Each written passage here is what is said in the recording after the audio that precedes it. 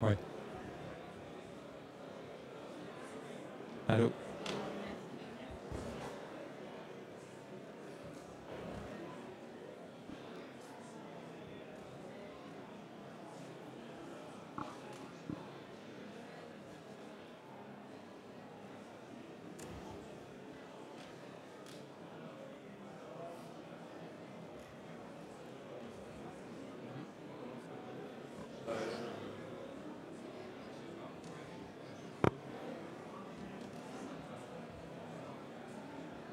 On va attendre deux petites minutes encore et on va démarrer.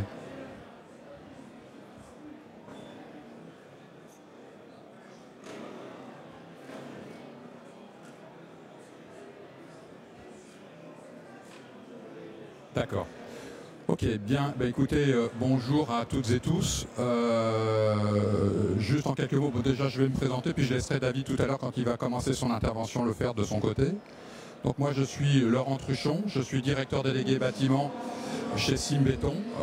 Cimbéton est un département du syndicat français de l'industrie cimentière dont l'objet est de faire de l'information, de la formation, de la promotion et de la communication sur le ciment et ses applications dans le domaine du génie civil, des travaux publics et du bâtiment. Alors, l'objet de cet atelier ce matin, c'est de vous faire une restitution sous forme de synthèse d'une étude que Cimbéton a commandée au bureau d'études Pouget Consultant.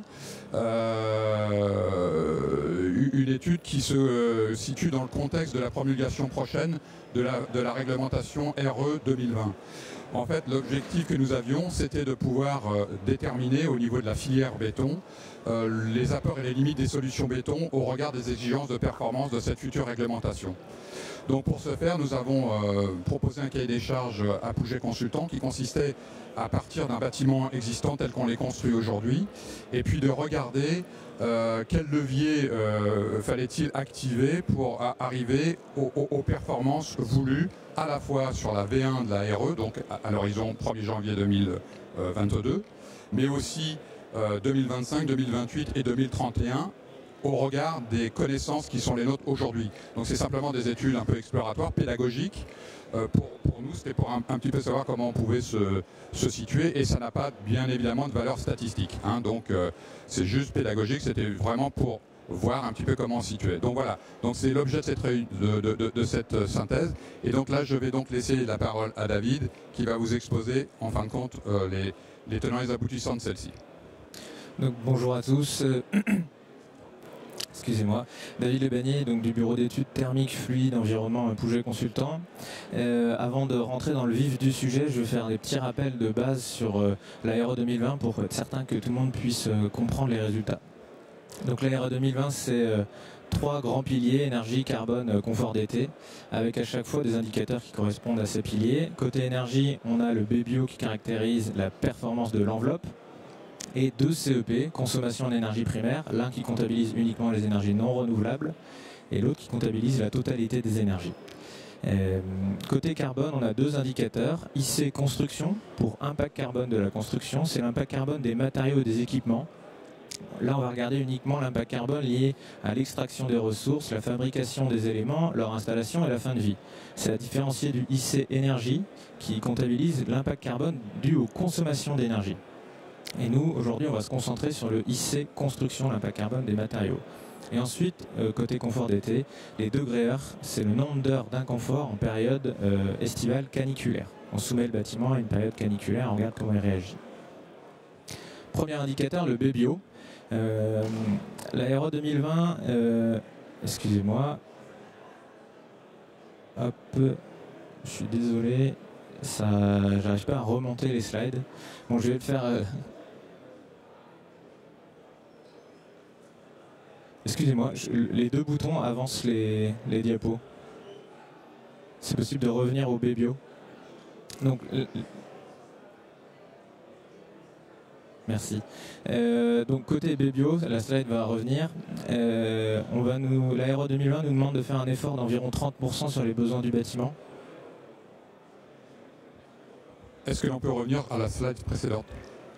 Encore. Merci. Voilà, merci. Donc, Le BBO, le premier indicateur, la RE 2020 va nous demander de faire un effort d'environ 30% par rapport à ce qu'exigeait la RT 2012. Ici, vous avez donc les valeurs absolues de la RT 2012 ne sont pas comparables aux valeurs de la RE 2020, mais vous avez la pile de gauche qui représente un bâtiment qui respecte tout juste la RT 2012.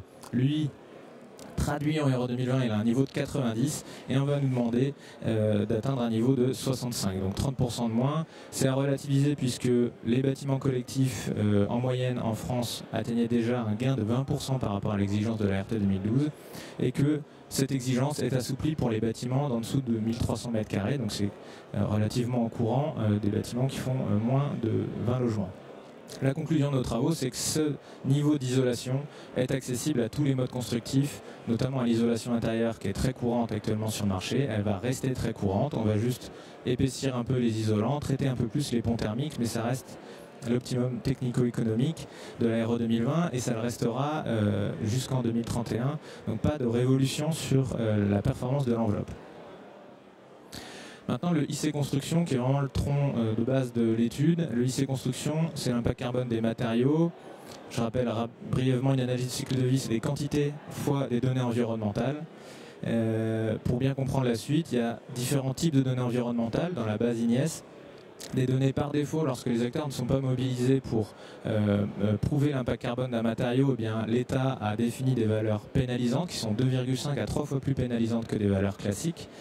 Et quand un acteur se mobilise pour justifier l'impact carbone d'un matériau, soit il le fait collectivement et il va faire une fiche qui correspond à différentes références commerciales, un groupe de références commerciales, soit il le fait de manière individuelle, c'est uniquement pour sa référence commerciale. Le périmètre, je vais distinguer les lots que l'on va devoir systématiquement détailler. Donc à chaque fois, il va falloir justifier les quantités et mettre des données environnementales en face. Donc vous avez les lots de 1 à 7 qui caractérisent l'architecture, les lots architecturaux, qui étaient déjà présents dans le plus C-. La nouveauté, c'est que maintenant, on va devoir décrire les lots CVC fluide, plomberie, de manière détaillée. Ensuite, vous avez des lots forfaitaires. On peut les faire de manière détaillée, mais on n'est pas obligé. Si on n'a pas envie de détailler ces lots, on peut utiliser une valeur forfaitaire pénalisante. Le lot 8 points qui caractérise la production de chaleur et de froid. Donc là-dedans, c'est les générateurs et les ballons.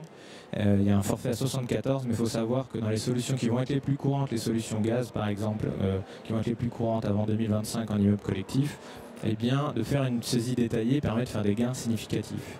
Et ensuite, il y a les lots courant faible, courant fort, où là, on n'a pas la possibilité, on n'a pas encore les outils, les données environnementales pour faire une saisie détaillée de ces lots-là. Donc là, systématiquement, on va être obligé d'utiliser la valeur forfaitaire à 50. Les seuils de 2022 à 2031, eh bien, ils vont se durcir progressivement pour aller de 740 au début, 490. Alors ce gap, il est à relativiser puisque finalement, les données environnementales que l'on va utiliser au début seront plus pénalisantes que celles qu'on va utiliser à la fin. Aujourd'hui, il y a encore beaucoup de valeurs par défaut pénalisantes dans la base INIES. Petit à petit, les acteurs vont justifier l'impact carbone et les bureaux d'études vont remplacer ces données par défaut par des données individuelles ou collectives. Et finalement, si vous faites la CV d'un bâtiment en 2022, vous prenez ce même bâtiment et vous faites la CV avec la base INIES de 2028, vous n'aurez pas le même résultat, il sera sûrement plus bas. Donc c'est ça qu'on va essayer d'évaluer. Il y a des modulations sur ces seuils, une modulation en fonction de la surface. Les petits bâtiments et les très grands, on leur demande d'atteindre un seuil plus performant. Pourquoi? Les petits n'ont pas d'ascenseur ou d'équipement commun comme celui-là, et les plus grands sont plus compacts et mobilisent moins de ressources par mètre carré construit. Ensuite, il y a les modulations sur les lots 2 et les lots 1. Ça, c'était une inquiétude de beaucoup d'acteurs. On est parfois obligé de construire des parkings. On subit parfois une qualité de sol mauvaise. On est obligé de compenser par des fondations profondes qui nécessitent beaucoup de matière.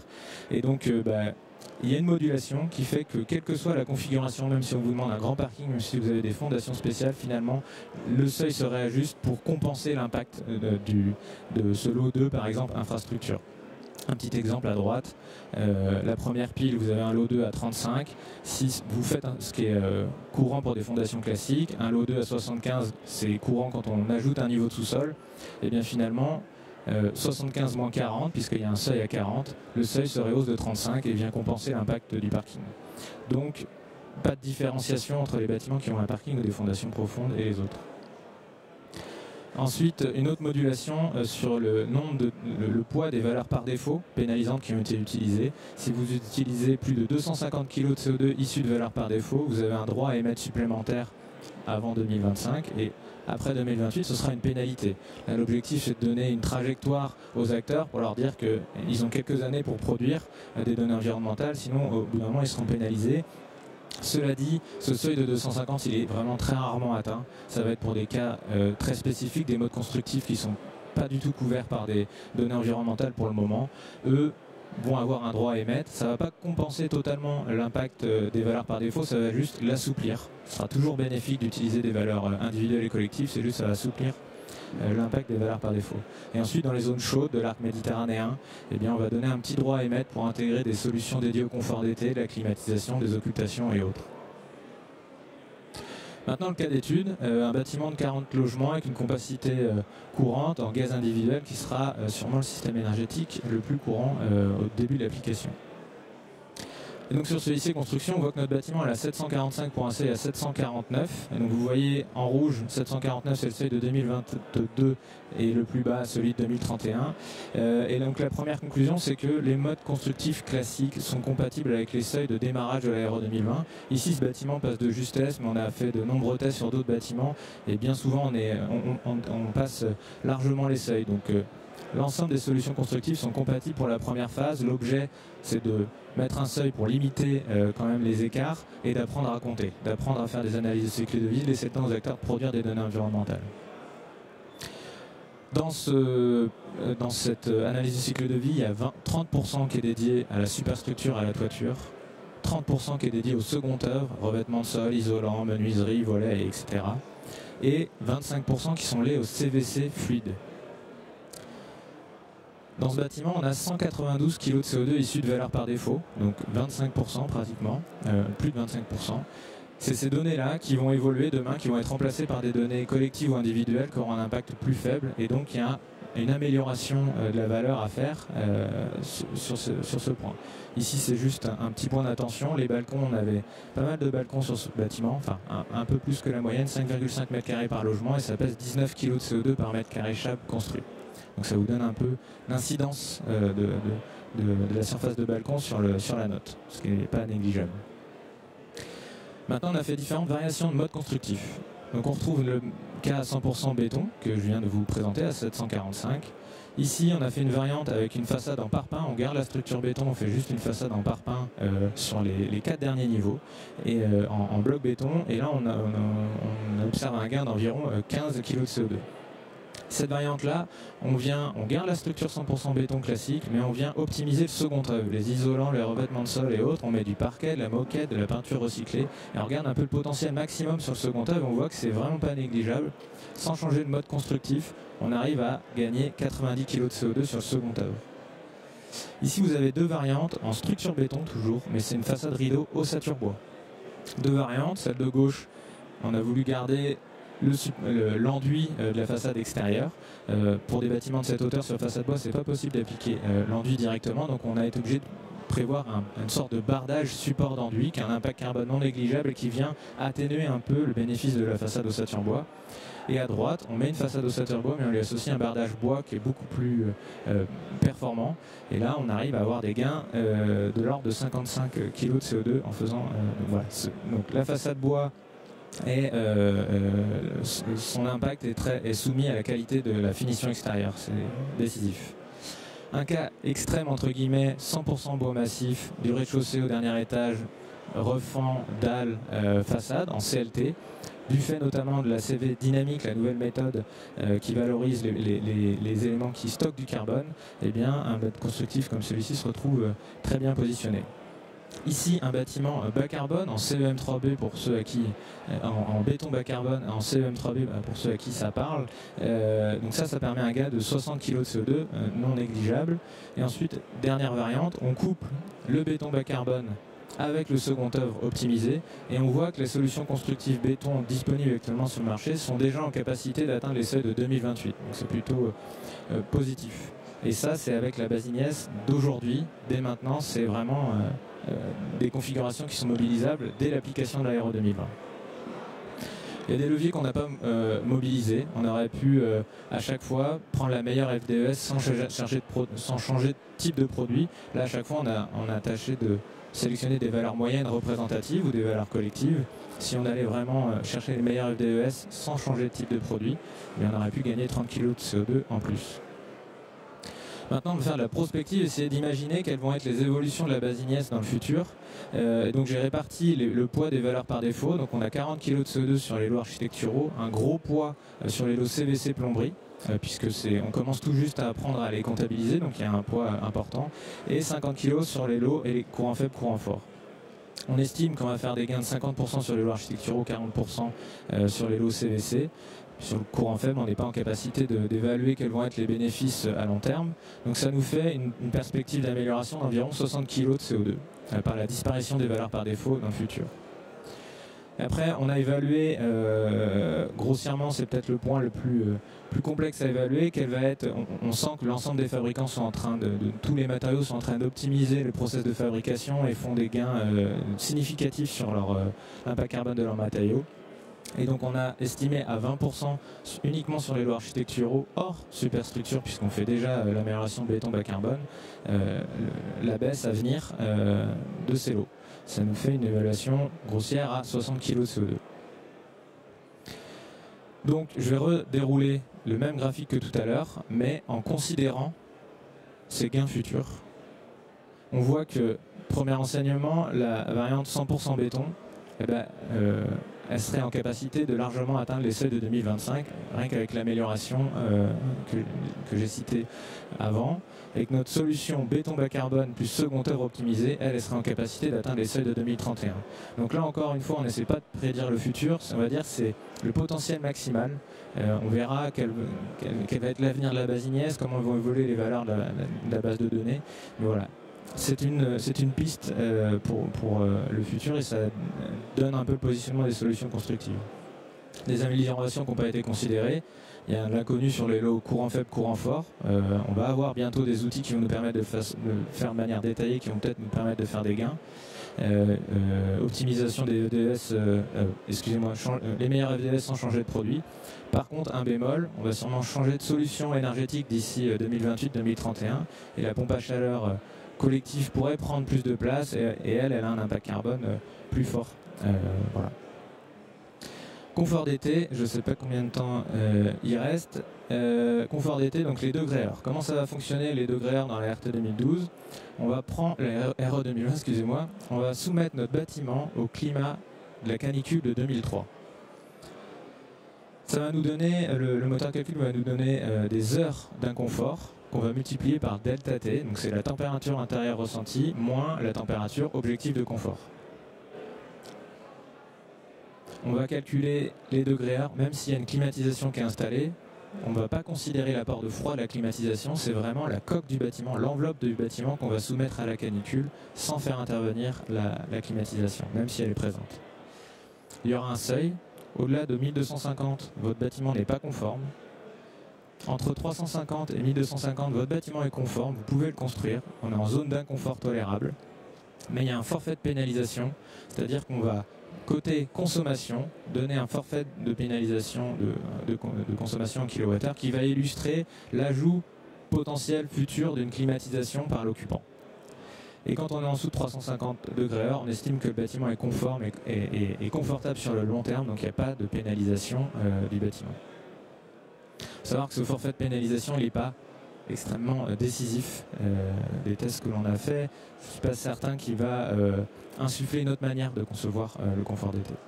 Donc le calcul des degrés heure, on va distinguer les zones traversantes des zones non traversantes. On va prendre tous les logements qui sont traversants, on va l'agglomérer en un seul volume et on va déterminer une valeur de degrés heure moyenne pour ce volume. Et on va faire pareil pour les zones non traversantes. Donc c'est pas du logement par logement, du pièce par pièce, c'est une moyenne pour l'ensemble des logements traversants et une moyenne pour l'ensemble des logements non traversants.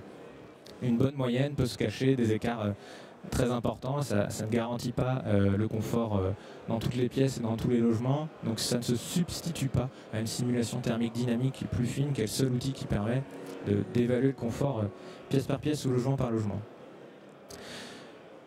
Ici, pour le sujet de la structure béton, on a regardé l'impact de l'inertie. À droite, vous avez un tableau qui classe les différents modes constructifs et on voit que le béton apporte de l'inertie et plus souvent classé en très lourde et notamment un cas le plus optimal, c'est du béton isolation par l'extérieur avec une toiture lourde qui est un cas très lourd et sinon le béton de manière plus classique en isolation intérieure est souvent en inertie lourde ou moyenne suivant le type de plancher haut qui est mobilisé. Et on voit que, alors là il y a une petite erreur, c'est la zone H1A à gauche, c'est pour l'Île-de-France, et c'est pas la zone H2B à droite, c'est la zone H3, c'est l'arc méditerranéen. Et on voit que l'amélioration d'une classe d'inertie, donc juste de passer de lourde à très lourde en H1A, ça nous permet de faire une amélioration des degrés heure d'environ 150, quand en H3, l'arc méditerranéen, ça nous permet de faire une amélioration d'environ 200 degrés heure. Donc c'est un atout significatif des matériaux qui ont une forte inertie. Alors c'est pas le seul levier d'amélioration des degrés heure, il y a les occultations, la ventilation traversante, des brasseurs d'air et autres, mais c'est un levier mobilisable. Et je vais laisser la parole à Laurent pour la conclusion. Voilà, alors juste avant d'arriver aux questions-réponses, simplement en guise de synthèse, ce qu'on peut dire à travers la restitution de cette étude, c'est qu'effectivement les solutions béton actuelles passent dans une grande majorité des cas les seuils de la RE 2020. Bon, donc on s'est quelque part rassuré, mais encore une fois, ça n'a pas valeur de statistique, hein, c'est clair. Donc ça ne veut pas dire que 100% des bâtiments qui vont être construits pourront passer, en béton pourront passer effectivement les objectifs de performance exigés par la RE 2020, mais enfin en tout cas ça donne une bonne orientation. Donc a priori, au regard du carbone, il n'y a pas de révolution technique qui est forcément évidente. Alors pour autant, ça ne veut pas dire qu'il ne faudra pas, pour certains projets, trouver des kilos, voire des dizaines de kilos. Alors pour ce faire, on a un deuxième atelier qui aura lieu cet après-midi à 14h, qui vous présentera effectivement tous les leviers à disposition aujourd'hui qui peuvent vous permettre effectivement de gagner quelques kilos, voire quelques dizaines de kilos, quand en première phase d'étude, vous constatez que vous ne passez pas exactement les seuils. Voilà, donc je vous invite cet après-midi à assister à ce deuxième atelier où on vous parlera concrètement des solutions existantes en catalogue qui vont vous permettre de le faire. Voilà. On en arrive aux questions et réponses. Si vous avez des questions-réponses, on est à votre disposition pour y répondre.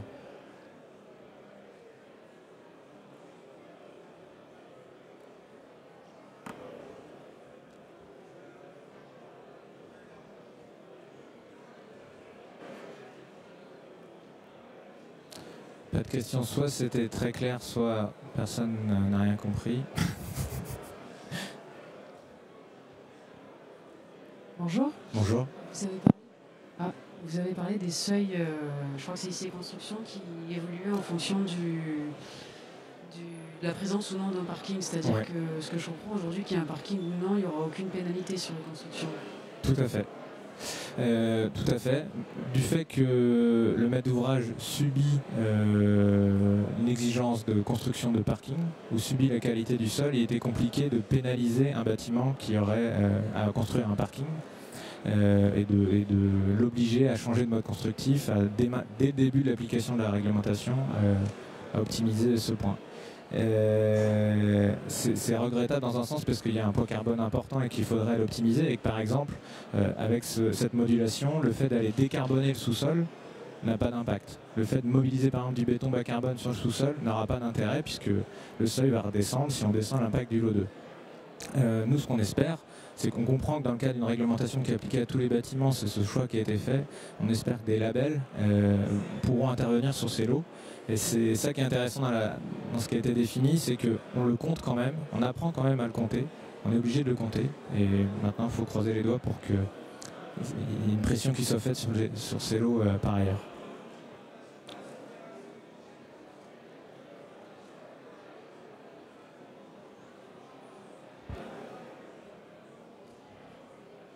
Bien, écoutez, s'il n'y a pas d'autres questions, je pense qu'on va clore l'atelier. En tout cas, on vous remercie et puis on sera ravis de vous accueillir à 14h pour le deuxième atelier sur les leviers d'optimisation. Merci à toutes et tous. Merci à tous.